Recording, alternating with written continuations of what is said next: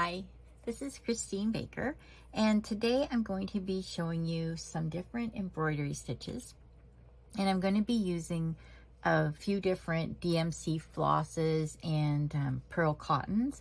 So these ones that I have right in the frame are some of their pearl cottons, and I just wanted to show you the difference in weight of the different numbers. So this one here, which is the finest one, that one is a number 12. Okay, so you can see the DMC 12 on there. This one is an 8, so it's a little bit thicker. You can see that. So that's a DMC 8. And then this one, this one is a 5. So you can see it's getting a bit thicker. And then this one is a 3. So this is the largest of the different pearl cottons that you can get, and it is the thickest, but it also has the smallest number, you'll see. So it's the same as other threads. The higher the number, the thinner the thread. So the lower the number, the thicker the thread. So it just depends on what look you want when you're doing your embroidery, how thick of thread you want to get. But the DMC floss is just one strand that's been twisted, so it doesn't come apart. Whereas embroidery floss, like this one here, so this is one of the shimmer ones, I think, from DMC. They've got different ones that are rayon and polyester. So you can see how shiny they are because they aren't just cotton. So these ones, you'll notice that they have sort of a different packaging than other embroidery floss do, and it's they've packaged it in this neat way that you can just pull on this end and it just comes out of the tube. See, so it doesn't tangle up at all, which is amazing. But like other embroidery flosses, it is 6 strands, so you pull it apart and you can use the different number of strands that you want.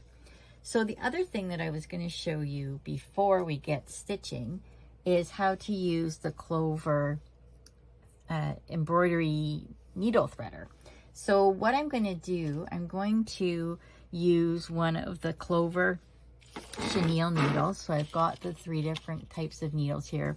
But today, because of the stitches that we're doing, we're only using the chenille needles. So this chenille needle is a number 22. So what you do with the little threader is you just stick it in here. It's flat. You'll see flat on one side, and so it's narrower this way. So you stick it in so that the flat side is facing you and it's going in. And you see it, how it's going into the eye of the needle. So you push it all the way in. It opens up.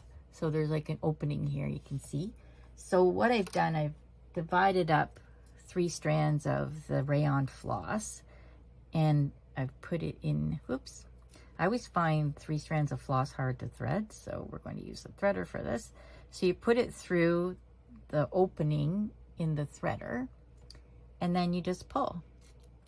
Whoop, and there it is. It's threaded through the eye. It's kind of magic. So then you just pull it so that all of your threads are even, and then you're ready to stitch. Okay, so the rayon floss is very shimmery and very slick feeling. If you find that any floss or any thread that you're using is knotting up, the other thing you can use is wax. So this is just basically conditioning for the thread.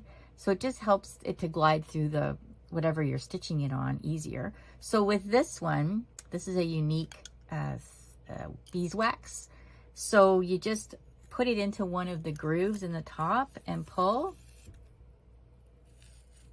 And there. So now it's got like a bit of beeswax on it. So it'll be a little bit tamer when I'm trying to stitch with it. So the first stitch I'm going to show you is the running stitch. So I'm right-handed, so I'm going to show you these right-handed, but there's lots of books available that show you how to do different stitches left-handed too. So basically you come up along whatever line you want to stitch on and bring your threads up to the front. Okay, so you take a little stitch and then come up about the same distance away as your stitch is long, and then pull. Okay, so there's one stitch, and then you just do the same thing over again.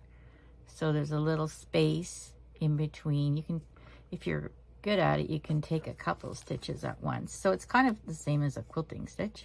And there's my 3 different threads. They're not coming through all at the same speed. I think it's this one that's causing, there we go.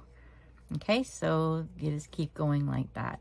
So this stitch on its own is pretty basic, but later on I'm going to show you how to kind of spice it up by doing some whipping and some threading. So we're just going to put this one back to the back for now. Get rid of it. Okay, so that is the running stitch. So now I'm going to use a pearl cotton. So I've got the number 5 pearl cotton in here, and we're going to do a back stitch. So with the back stitch, you come up. So let's say I wanted my back stitch to start here. You come up a little bit farther than where you want it to start, and then you go backwards, which is why it's called a back stitch. Okay, so you go down and then you come back up along the line. Oops, about a stitch widths away, and then you go back down where your first stitch came out, if I can. There we go. And then back out along the line again. Okay, so can you see that? So this results in a line that's solid because you're always coming in and going out. Oops, sorry. Coming in and going out at the same place, same hole each time, so it's a solid line. And ideally you'd want your stitches to be the same length. Mine are not, you can see, but if I was not trying to videotape at the same time, I could get them a little better. Whoops. Okay, so that's the back stitch. So basically you come up and then go back and then come up farther along. So you're always coming up farther than you want your stitch and then going back to put your back stitch in. Okay, so that's the back stitch. And then maybe we'll use this one. We're going to do a stem stitch. So the stem stitch, you work, I always work, because I'm right-handed, basically I work from right to left. When you're doing a stem stitch, you actually work left to right if you're right-handed.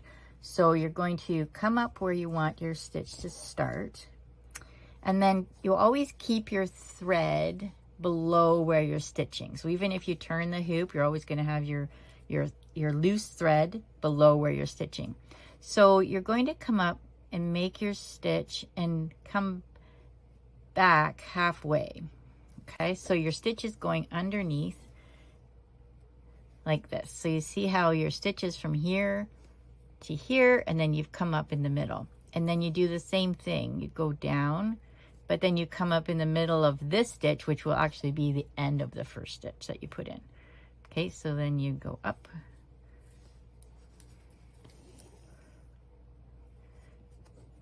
So you're overlapping each time you do a stitch.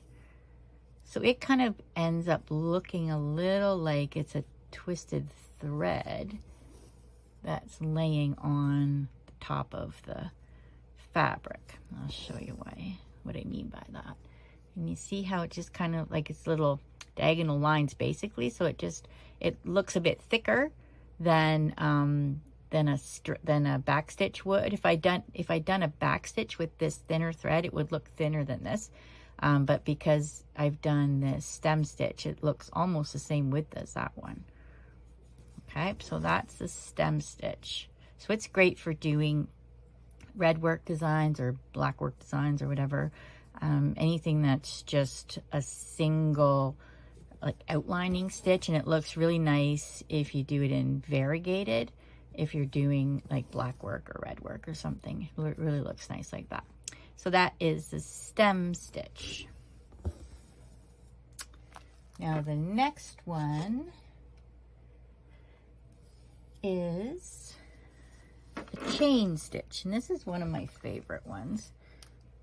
Maybe I'll do it in a thinner thread. I really like doing the chain stitch. I find it really looks nice, especially in variegated thread. So, so basically you come up and then hold the thread in your thumb and go down in that same hole that you came up in. Come up a little bit along the line. So there's my line. And just make sure that your thread is behind your needle. So there's our first chain. So now we're gonna do the same thing. We're gonna hold that loose thread, go down in the hole we came up in, come up, make sure the thread is behind where the needle was, and do our second chain.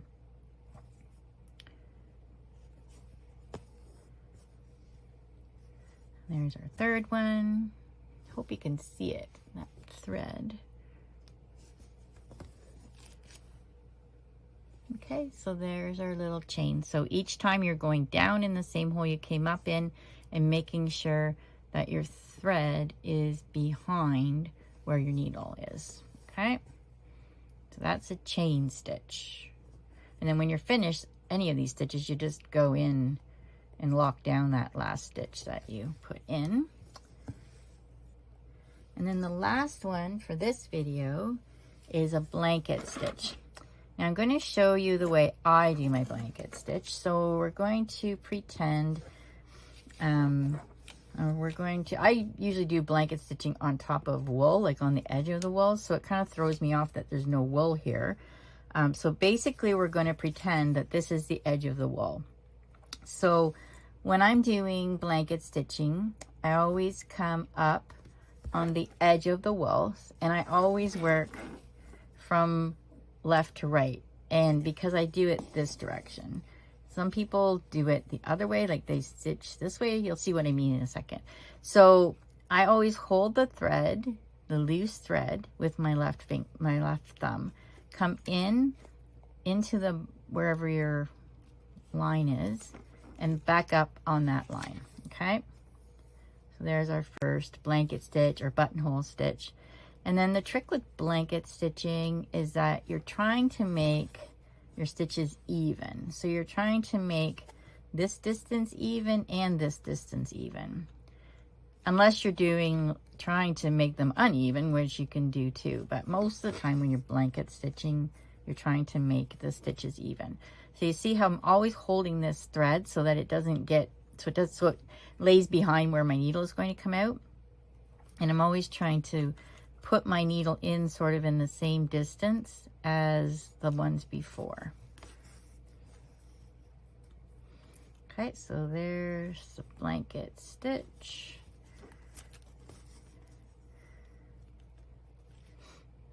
My way, anyway. There, so that's a blanket stitch. You can see that. So in review, this is the running stitch. Okay, so in and out and spacing in between the stitches. This is the back stitch. So we came up, went back, came up, went back, came up, went back. This is the stem stitch. So we started at this end, came a stitch width and then back half, a stitch width and then back half. This one is the chain stitch. So we came up, made a loop, went back down, but made sure that the loop was behind our needle every time that we made a stitch. And then this one is the blanket stitch. And you can see the difference in the weights of the thread. This is the thinnest thread. You can barely see it. This is the thickest thread, which you can definitely see. So I hope that cleared up some things for you, and I will see you in our next video. Thanks. Bye.